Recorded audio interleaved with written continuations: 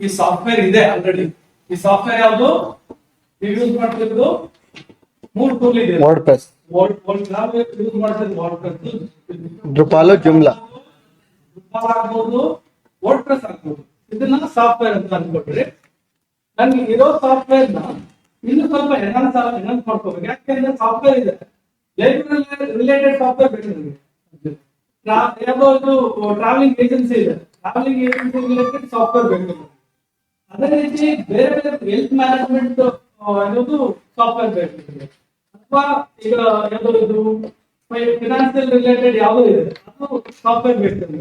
ಆ ಟೈಪ್ ನೀವು ಏನ್ ಮಾಡ್ತೀರಾ ಅಂದ್ರೆ ಈ ಪ್ಲಗಿನ್ಸ್ ಏನಿಗೆ ಬೇಕೋ, ಇವಾಗ ಪ್ಲಗಿನ್ಸ್ಗೆ ನೀವು ಡಿಪೆಂಡ್ ಮಾಡ್ಬೋದು. ಪ್ಲಗಿನ್ ಅಂದ್ರೆ ಏನಂತ, plugin is software add on that is install. ಅಂದ್ರೆ ಸಾಫ್ಟ್ವೇರ್ ಆಡ್ ಆನ್, ಅಂದ್ರೆ ಇರೋ ಸಾಫ್ಟ್ವೇರ್ ಗೆ ಆಡ್ ಆಗ್ತದೆ.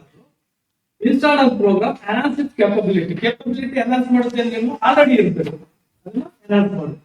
ನಾವು ಥಿಯರಿ ನೋಡ್ತಿಲ್ಲ, ರಿಯಾಲಿಟಿ ನೋಡ್ತಿದ್ದೀವಿ. ಅದಕ್ಕೆ ಮುಂಚೆ ನಿಮ್ಗೆ ಏನಂತ ಗೊತ್ತಾಗ್ಬೇಕು. ಇದಕ್ಕಿಂತ ಮುಂಚೆ ನೋಡಿ, ಇವಾಗ ನಾವು ಏನಾದ್ರು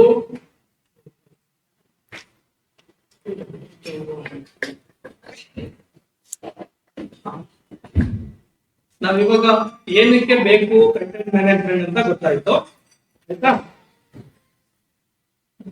ಏನಕ್ಕೆ ಬೇಕಂತ ಗೊತ್ತಾಯ್ತು. ಇವಾಗ ನಾವು ಇನ್ಸ್ಟಾಲ್ ಮಾಡಕ್ ಟ್ರೈ ಮಾಡಿ. ಇನ್ಸ್ಟಾಲ್ ಮಾಡಕ್ಕೆ ಫಸ್ಟ್ ಏನ್ ಬೇಕು? ಒಂದು ಸರ್ವರ್ ಬೇಕು, ಇನ್ನೊಂದು ಡಾಟಾಬೇಸ್. ನಾವು ಈ ಟೂಲ್ ನಾವು ಯೂಸ್ ಮಾಡ್ತಿರೋ ಟೂಲ್ ಇದೆಯಲ್ಲ, ಜಾಂಪ್ ಅಂತ.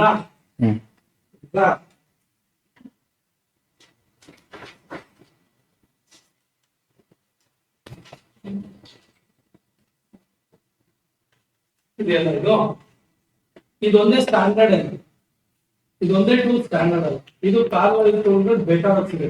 ನೀವು ಯಾವ್ದು ಬೇಕಂದ್ರೆ ಅದು ಯಾವ್ದು ಯೂಸ್ ಮಾಡಿದ್ರು ಒಂದು ಇಂಪಾರ್ಟೆಂಟ್ ಏನಂದ್ರೆ ಒಂದು ಸರ್ವರ್ ಇರ್ಬೇಕು, ಒಂದು ಡಾಟಾಬೇಸ್ ಇರಬೇಕು. ನಾವು ಫಸ್ಟ್ ಏನ್ ಮಾಡ್ಬೇಕು, ಇದನ್ನ ಡೌನ್ಲೋಡ್ ಮಾಡ್ಕೋಬೇಕು. ನೀಟಾಗಿ ಕೇಳ್ಕೊಳ್ಳಿ, ಯಾಕಂದ್ರೆ ನೀವೇ ಹ್ಯಾಂಡ್ಸ್ ಆನ್ ಮಾಡ್ತೀರಾ.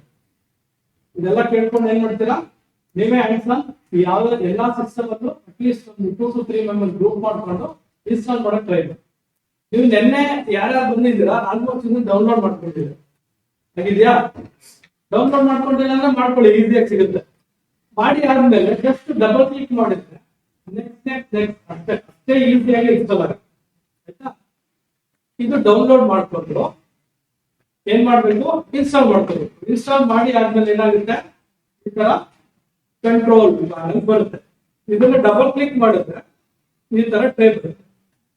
ಟ್ರೇನಲ್ಲಿ ಅನ್ನೋದು ಅಲ್ಲಿ ಇರುತ್ತೆ, ಹೈಡ್ ಆಗಿರುತ್ತೆ. ಡಬಲ್ ಕ್ಲಿಕ್ ಮಾಡಿದ್ರೆ ಈ ತರ ಓಪನ್ ಆಗುತ್ತೆ.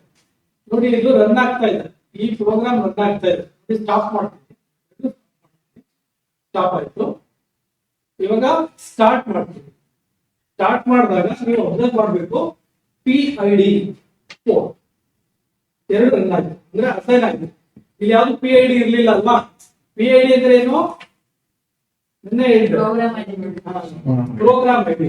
ಈ ಆಪರೇಟಿಂಗ್ ಸಿಸ್ಟಮ್ ಇದೆ, ಆಪರೇಟಿಂಗ್ ಸಿಸ್ಟಮ್ ಅಲ್ಲಿ ನಾವು ಒಂದೇ ಅಂದ್ರೆ ಆಪರೇಟಿಂಗ್ ಸಿಸ್ಟಮ್ ಏನೆಲ್ಲ ಫೆಸಿಲಿಟೇಟ್ ಮಾಡ್ಕೊಳ್ಳುತ್ತೆ ಅಂದ್ರೆ ಹಾರ್ಡ್ವೇರ್ ಮತ್ತೆ ಯೂಸರ್ ಜೊತೆ ಇಂಟರಾಕ್ಟ್ ಮಾಡಿ ಒಂದು ಹಾರ್ಡ್ವೇರ್ ಯಾವ ತರ ಮ್ಯಾನೇಜ್ ಮಾಡ್ಬೇಕಂತ ಗೊತ್ತು.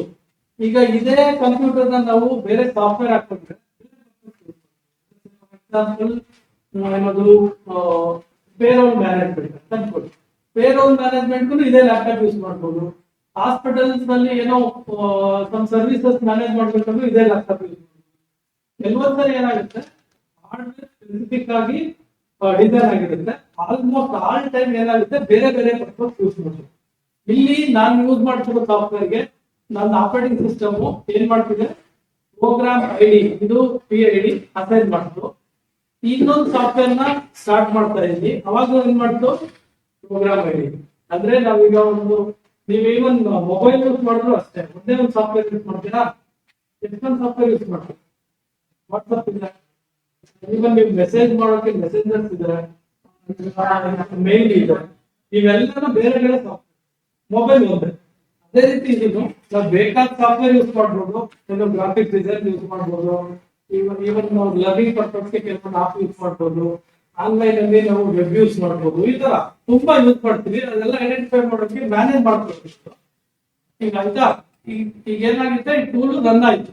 ಟೂಲ್ ರನ್ ಆದ್ಮೇಲೆ ಏನ್ ಮಾಡ್ಬೇಕು, ಆಕ್ಚುಲಿ ಆನ್ಲೈನ್ ಅಲ್ಲಿ ವರ್ಡ್ ಪ್ರೆಸ್ ಡೌನ್ಲೋಡ್ ಜಸ್ಟ್ ಇಷ್ಟೇ ಮಾಡಿ ನೋಟ್ ಮಾಡ್ಕೊತಿದ್ದೀರಾ, ಹಾ, ಸರ್.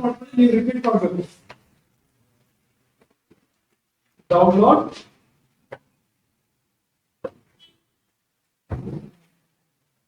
ಎಂಟರ್ ಮಾಡಿ.